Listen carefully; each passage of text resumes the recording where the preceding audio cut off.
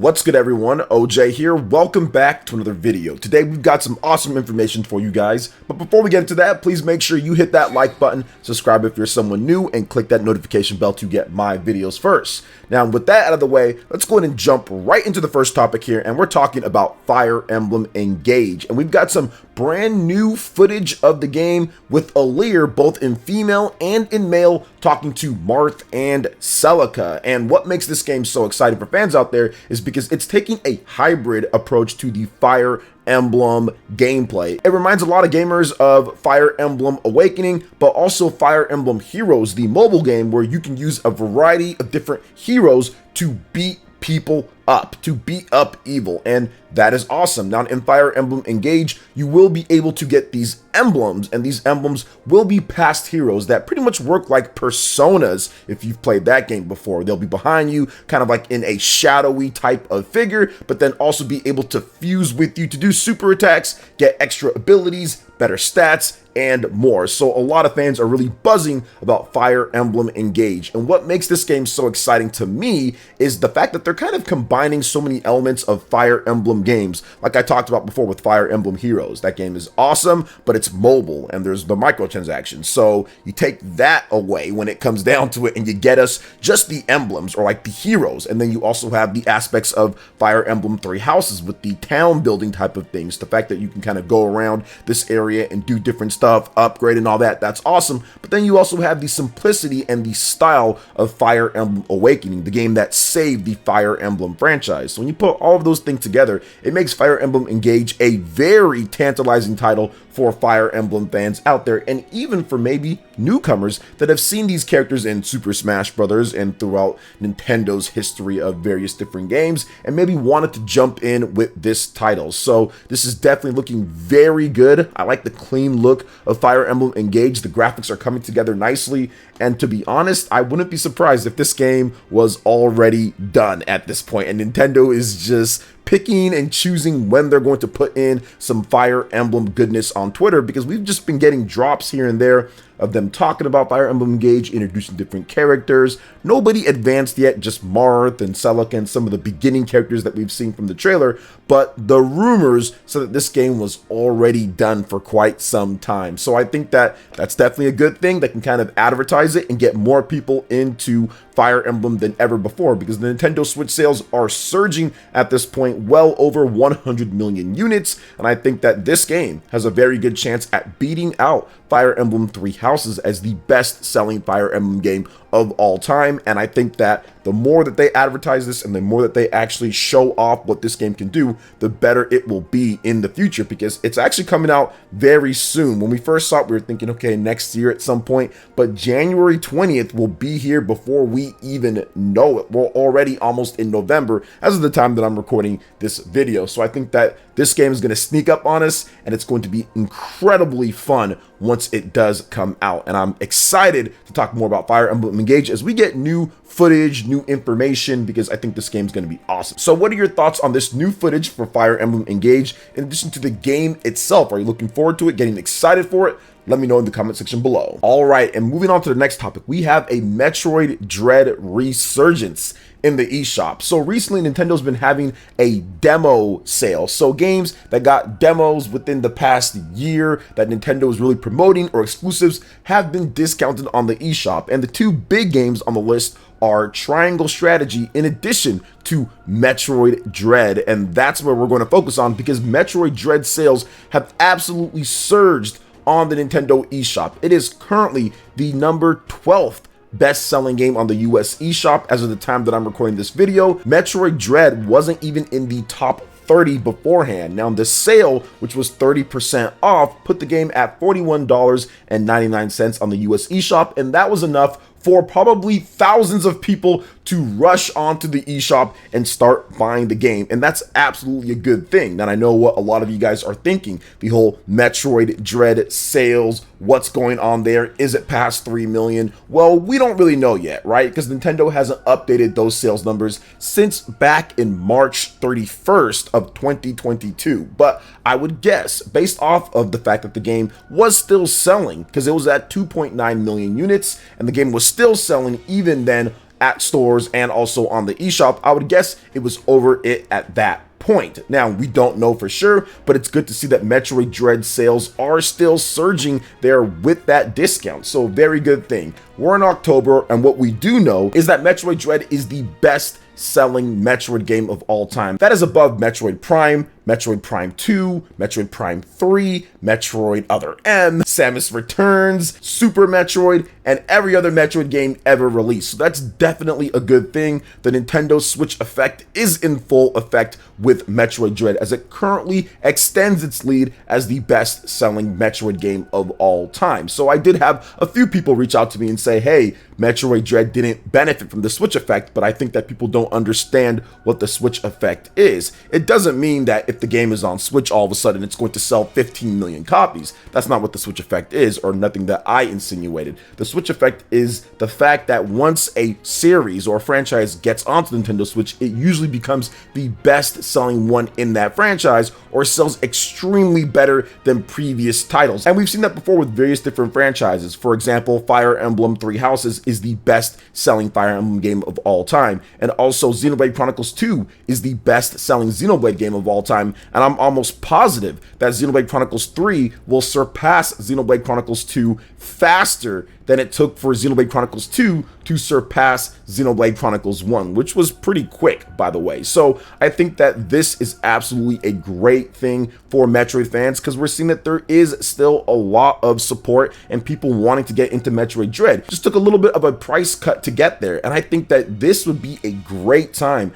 if Nintendo could do a few more sales with Metroid Dread going forward in the future. I think that $40 price tag is absolutely perfect, and maybe one of these days we get a Nintendo Switch Selects line that goes over some of the big selling titles on the Nintendo Switch that aren't like the blockbuster sales, that kind of need a little bit of a bump in order for people to buy at a higher frequency. Games like maybe Xenoblade Chronicles 2, or games like Metroid Dread, Fire Emblem Three Houses. These are the type of games I think would be perfect for a Nintendo Selects line in the future, and could really bump the long-term sales of these games up even more. But we'll see what happens in the future, and I'm very happy about Metroid Dread, currently number 12 on the eShop. Now we'll see how long that lasts, because the sale is about to be done pretty soon if it isn't already done. But it's just great to see that people still have plenty of interest in Metroid Dread more than a year after the game has launched. So what are you guys' thoughts on Metroid Dread's sales surge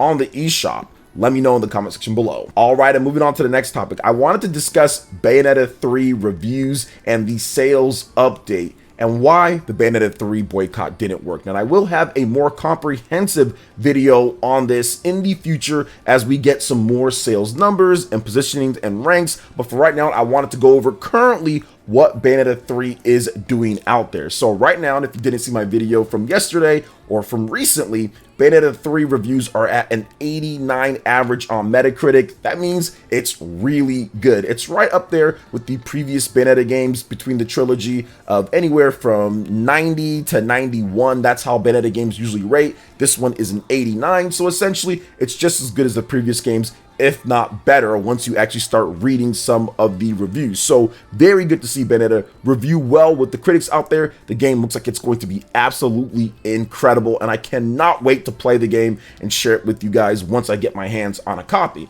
Now, next up is the sales positioning. So right now on the Amazon US overall bestsellers, Bayonetta 3 is number 12 on the list. Now, when it comes to Amazon new releases, which gauges games that are just released or released recently, it's number 6 on that list before the launch. So pre-orders are looking pretty good on Amazon. Now, on the US eShop, it's number 15 on the bestsellers, and I think that that number is going to rise rapidly as we get towards the official launch of the game. Now, on the Japanese eShop bestsellers, it's number 2. So it's doing really well across the board. And of course, it's being sold at places like Walmart and also Best Buy and GameStop. And we also have the sold out Trinity of the Masquerade Bayonetta 3 editions that are out there, because those things are going like hotcakes. So very good to see a sellout of those. Whatever they printed for those are all going to be gone, and probably for a good reason, because I think that's going to have some high resale value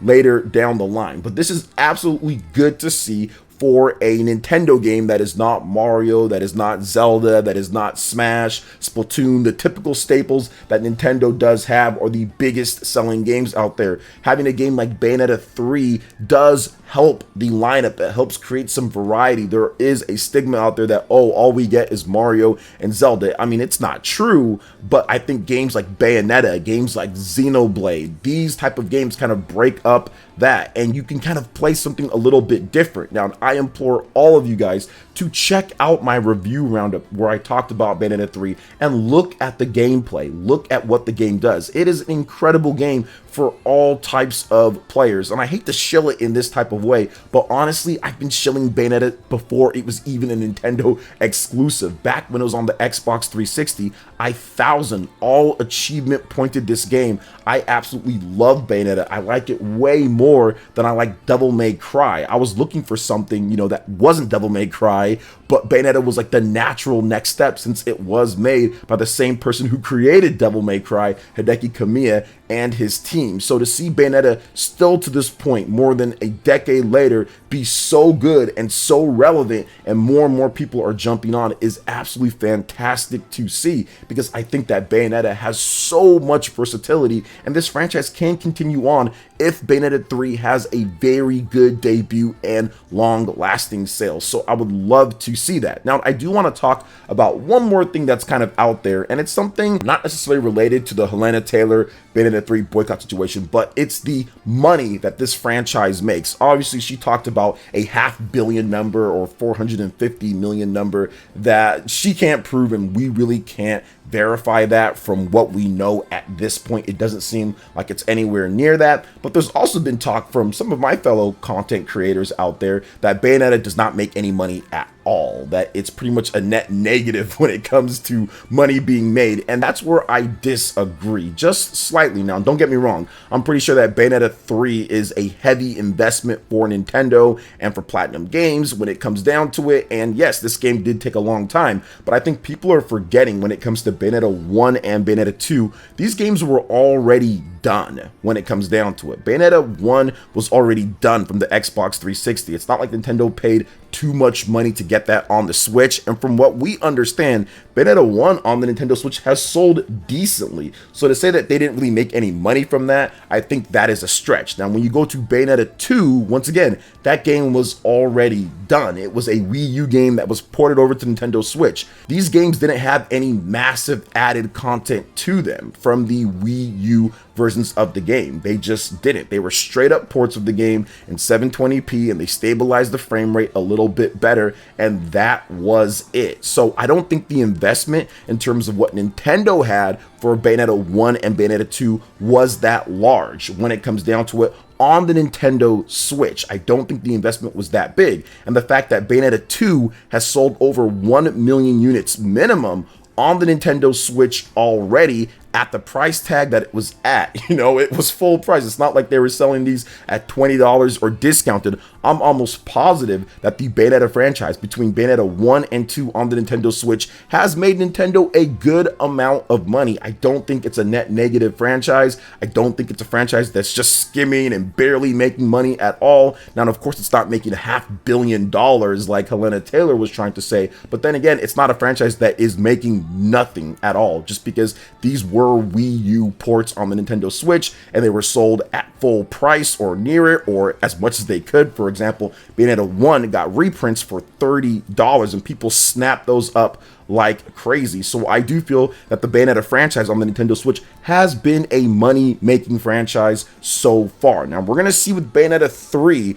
we'll see how that game goes and kind of what happens and how it sells and everything. But Bayonetta is not a franchise when it comes down to big AAA games. People are kind of exaggerating how much this game costs to make. People are acting like it's like Splatoon or it's like Mario or Zelda, and it's just not that. If you play Bayonetta games, it's really gameplay heavy. The dialogue isn't crazy in there, and on top of that, there's many things when it comes to like the cutscenes and kind of how they do things that clearly they use, you know, less money for it to be going, because they have like still shots to go through cutscenes. Now, once again, Bayonetta 3 might be a different thing when it comes to that, but these games also aren't really long. They're not like 30, 40-hour adventures. Heck, they're not even 20-hour adventures. Now, you can spend up to that time in there with replay value and all that, but the games aren't as long as some of the other big games out there. I don't think that Bayonetta 3 is as much as, like, let's say God of War Ragnarok to make when it comes down to it. So I think that there is a slight exaggeration